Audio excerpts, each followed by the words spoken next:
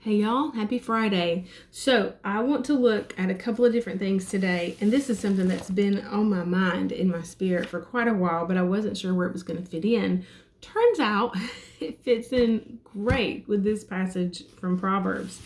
So Proverbs 4, 25 and 27. 25 says, "Let your eyes look right on with fixed purpose, and let your gaze be straight before you." That's focus, right? If your gaze is straight before you, you're focused on something. I will tell you this, your focus helps your balance. In some yoga practices, it says focus on a spot, or if you're in ballet and they're spinning round and round, whatever the proper term for that is, you look at one focal point and then you turn and you find that focal point again, and you turn and you find that point again, and it keeps you focused, it keeps you stable, so that you would be so dizzy if you watched everything as you were spinning. Focusing on a point helps keep that strength, your balance, because you're not paying attention to your muscles hurting if you're exercising. You're not paying attention to noise going on around you. You're focusing on the task at hand. What your eyes are looked right on, and they're fixed with purpose. Of course, in those examples, your purposes would be getting through whatever it is you're doing. Verse 27 says, "Turn not aside to the right hand or to the left. Stay focused and stay fixed." He says, "Remove your foot from evil." So I want to look at Matthew chapter 14. It's a very familiar passage. And this may not be revelation for you, but it was revelation for me. Peter, Jesus walks on the sea. And so let's go in Matthew 14, 24. Let's go to 22. "So he directed the disciples to get into the boat and go before him to the other side, while he sent away the crowds. And after he dismissed the multitudes, he went up into the hills by himself to pray. When it was evening, he was still there alone.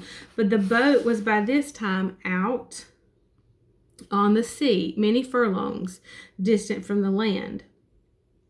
It was beaten and tossed by the waves, for the wind was against them. And in the fourth watch, between 3 and 6 a.m. of the night, Jesus came to them walking on the sea. And when the disciples saw him walking on the sea, they were terrified and said, 'It is a ghost,' and they screamed out with fright. But instantly he spoke to them, saying, 'Take courage, I am. Stop being afraid.' And Peter answered," I love Peter. You have to love Peter, because Peter's like what we're all thinking but don't say. You have to love Peter. "And Peter answered him, 'Lord, if it is you, command me to come to you on the water.' And he said, 'Come.' So Peter got out of the boat and walked on the water, and he came toward Jesus. But when he perceived and felt the strong wind, he was frightened, and as he began to sink, he cried out, 'Lord, save me from death.' Instantly Jesus reached out his hand and caught and held him, saying to him, 'Oh, you of little faith, why did you doubt?' When they got into the boat, the wind ceased, and those in the boat knelt and worshipped him, saying, 'Truly, you are the Son of God.'" Now, I'm going to touch on just a couple of things today, but we're going to dig into this a little bit farther next week. So we all know that Peter walked on water, right? God called Peter to come out of the boat. Peter got out of the boat and he walked on the water.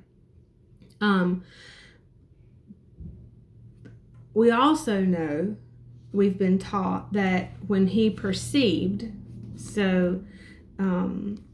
the King James says, "but when he saw the wind." So if he could see the wind when he perceived, then that means he was not paying attention to, looking at, or seeing Jesus. We can go back, I take everything back to the beginning in Genesis. When Adam and Eve ate the fruit, it says in Genesis 3:7, the eyes of them both were opened and they knew that they were naked. They perceived that they were naked. They saw and they sewed fig leaves together. God says down in verse 11, who told you that you were naked?